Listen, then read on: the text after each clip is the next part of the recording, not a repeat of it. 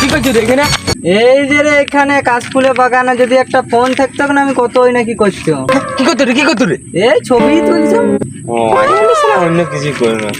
তো শুন তাহলে, হ্যাঁ তোকে একটা ভালো জিনিস বলছি আমি। বল বল।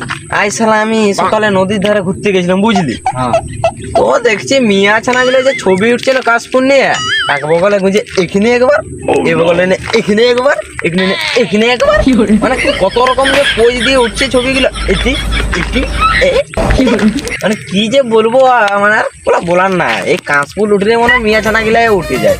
ওই যাদের ক্যামেরা পালেই। হ্যাঁ মানে ওই ছবি উঠে ছবি ছবি।